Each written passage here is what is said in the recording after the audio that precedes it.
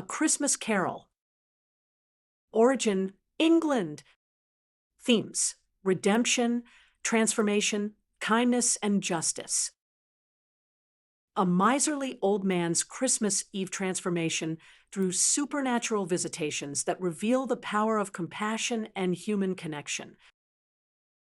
In the gray fog of a London Christmas Eve, where chimney smoke mingled with mist and the cobblestones gleamed with frost, there stood a counting house whose windows glowed with reluctant candlelight. Behind those begrimed panes sat Ebenezer Scrooge, hunched over his ledgers like a vulture over carrion, his breath visible in the bitter cold of his unheated office. "A Merry Christmas, Uncle. God save you," called a cheerful voice as the door burst open, bringing with it a swirl of snow and the sound of distant church bells. Scrooge looked up from his accounts, his pale eyes cold as winter stones. His nephew Fred stood in the doorway, his face ruddy from the cold, but bright with holiday joy, snowflakes melting on his woolen coat. "Bah! Humbug!" Scrooge spat, his voice sharp as the crack of ice. "Christmas a humbug, nephew. You keep Christmas in your way, and let me keep it in mine." "Keep it." Fred laughed, stepping closer despite his uncle's unwelcoming glare. "But you don't keep it, Uncle. You never did. Christmas is the only time I know of when men and women seem by one consent to open their shut-up hearts freely. And though it has never put a scrap of gold or silver in my pocket, I believe it has done me good and will do me good." The old man's mouth twisted into a grimace. "Much good may it do you.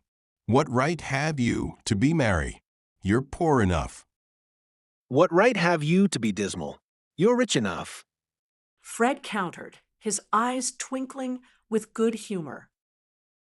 Their exchange was interrupted by the timid clearing of a throat.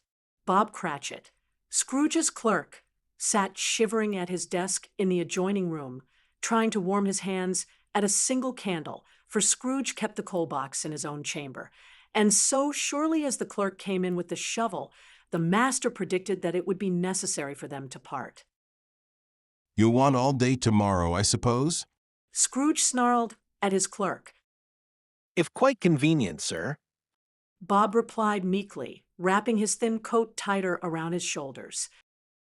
"It's not convenient, and it's not fair. If I was to stop half a crown for it, you'd think yourself ill-used, I'll be bound." Scrooge's voice dripped with disdain. "And yet you don't think me ill-used when I pay a day's wages for no work." Bob said nothing, knowing better than to argue with his master's twisted logic. As evening settled like a heavy blanket over the city, Scrooge made his way through the darkening streets to his chambers in a grim building that had once belonged to his deceased business partner. The building was old enough now, and dreary enough, for nobody lived in it but Scrooge, the other rooms being all let out as offices. The fog and frost hung about the black old gateway of the house like ghostly fingers, and the heavy door knocker, though it was nothing more than the usual brass fixture, seemed to Scrooge's weary eyes to bear the face of his old partner, Jacob Marley. "Humbug!" he said, and slammed the door behind him. But as he climbed the wide staircase to his chambers, each step echoed strangely, as though someone or something walked beside him. The shadows seemed to move independently of their sources, and the very air grew thick with an otherworldly presence. In his chambers, Scrooge prepared for bed, dismissing the strange phenomena as the effects of an underdone potato or a fragment of mustard. But as the clock struck midnight, the silence was shattered by a tremendous clanking of chains. Through the solid door came a specter, dragging behind it a ponderous chain forged of cash boxes, keys, padlocks, ledgers, deeds, and heavy purses. The phantom was the ghost of Jacob Marley, Scrooge's business partner, who had died 7 years ago to the day. "Jacob," Scrooge whispered, his voice barely audible above the rattling of chains. In life, I was your partner, Jacob Marley. The ghost intoned, its voice hollow as wind through a cemetery. I were the chain I forged in life. I made it link by link and yard by yard. I girded it on of my own free will, and of my own free will I wore it. Marley's ghost moved closer, its transparent form wavering like candlelight in a draught. You were such a chain yourself, Ebenezer Scrooge, though you cannot see it yet. It was as heavy and as long as this 7 Christmas Eves ago. You have labored on it since. It is a ponderous chain. Why do you trouble me? Scrooge demanded, though his voice trembled. I come to warn you that you have yet a chance and hope of escaping my fate. Marley replied, You will be haunted by 3 spirits. Without their visits, you cannot hope to shun the path I tread. Expect the first tomorrow, when the bell tolls 1. and with that warning, the specter faded into the night, leaving Scrooge alone with his terror and the echo of chains. Scrooge slept fitfully that night, tossing in his sheets as the words of his dead partner echoed through his dreams. When the clock struck 1 the following evening, a strange light filled his chamber. Before him stood a figure both old and young, its hair white as snow, but its face smooth and unlined. It wore a tunic of purest white, and from its head there sprung a bright, clear jet of light, by which all this was visible. I am the ghost of Christmas past, the spirit said in a voice soft as whispered memories. Your past. With a gentle but irresistible force, the spirit led Scrooge to the window and out into the night sky. They soared over the sleeping city until they came to rest in a country place, where Scrooge saw himself as a boy, alone in a schoolhouse while other children celebrated Christmas with their families. Why, it's old Fezziwig. Scrooge exclaimed as they witnessed another scene. His first employer, a jolly old gentleman who threw magnificent Christmas parties for his workers. Scrooge watched his younger self dance and laugh, his heart full of joy and gratitude. A small matter, the spirit observed, to make these silly folks so full of gratitude. Small. Echoed Scrooge. The happiness he gave is quite as great as if it cost a fortune. The words surprised him as they left his lips. But the spirit had more to show. They witnessed Scrooge's engagement to Belle, a beautiful young woman whose eyes sparkled with love and hope. But they also saw that love wither as Scrooge's heart grew cold and his devotion turned from her to gold. May you be happy in the life you have chosen, Belle said in that long ago scene, her voice breaking with sorrow as she released him from their engagement. Scrooge watched as his younger self let her go without a fight, and the old man wept bitter tears for chances lost and love forsaken. The following night brought the ghost of Christmas present, a giant of a man dressed in a robe of deep green trimmed with white fur. His feet were bare, and on his head he wore a holly wreath set with shining icicles. Come in. The spirit boomed with infectious laughter. Come in and know me better, man. I am the ghost of Christmas present. This spirit showed Scrooge the Christmas celebrations happening throughout the city. They visited Bob Cratchit's humble home, where the family gathered around a meager feast made magnificent by love and gratitude.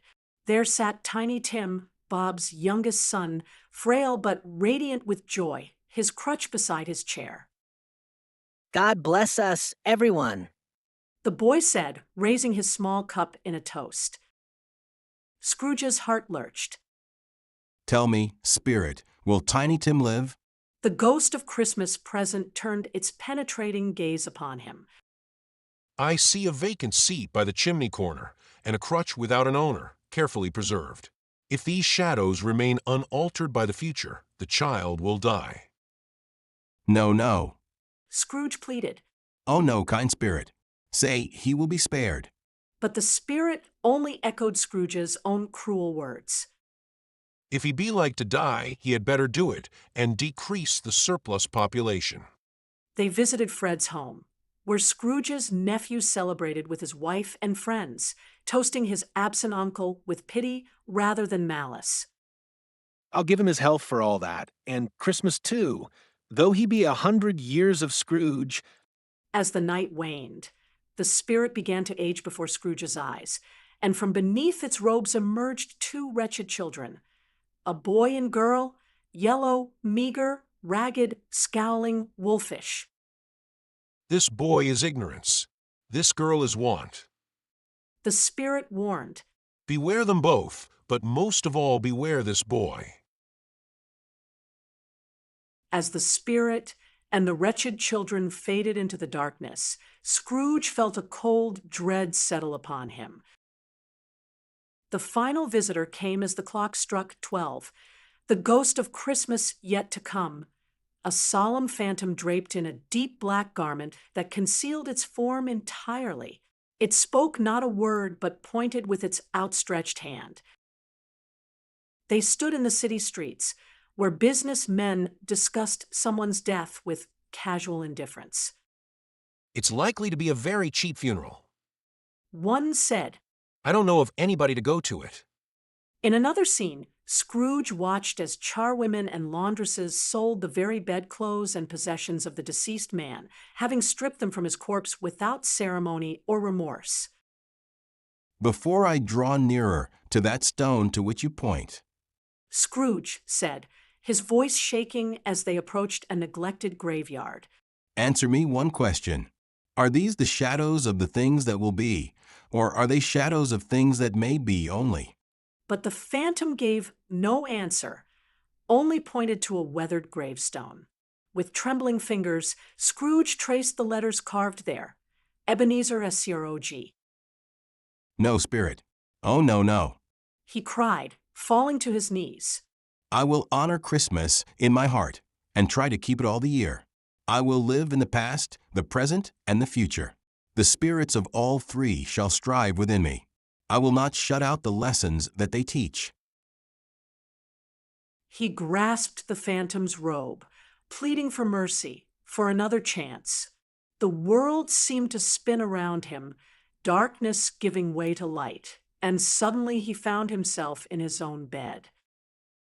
Sunlight streaming through his windows, church bells ringing out the joyous news of Christmas morning. I don't know what day of the month it is. He said, laughing and weeping at once.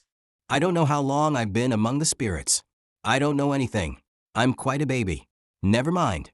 I'd rather be a baby than an old man. Scrooge leaped from his bed with the energy of a child, dressing quickly and racing to his window. What's today, my fine fellow? He called to a boy in the street below. Today? Why, Christmas Day. Christmas Day. Scrooge repeated, his heart soaring. I haven't missed it. The spirits have done it all in one night. He sent the boy to buy the largest turkey in the poulterer's shop and have it delivered anonymously to Bob Cratchit's family. He dressed in his finest clothes and walked through the streets of London, greeting everyone with warmth and joy. My dear sir, He said to a gentleman he had spurned the day before when asked for charitable donations. how do you do? I hope you succeeded yesterday. It was very kind of you. A Merry Christmas to you, sir. Mr. Scrooge. The gentleman asked, hardly believing the transformation. Yes, that is my name, and I fear it may not be pleasant to you. Allow me to ask your pardon, and will you have the goodness to? Here Scrooge whispered a sum in the man's ear that made the gentleman step back in amazement. Lord bless me. Cried the gentleman. My dear Mr. Scrooge, are you serious? If you please, not a penny less. Scrooge replied with a smile. A great many back payments are included in it, I assure you. Finally, Scrooge made his way to his nephew's house, where Fred was hosting his Christmas dinner. The sound of laughter and merriment spilled from the windows into the crisp afternoon air. Scrooge stood at the door for several minutes before finding the courage to knock. When Fred opened it, his face showed complete astonishment. Fred, Said Scrooge, "Dear heart alive, how his nephew by marriage started." Scrooge had forgotten, for the moment, about her sitting in the corner with the footstool, or he wouldn't have done it on any account. Why, bless my soul? Cried Fred. Who's that? it's I, your Uncle Scrooge. I have come to dinner.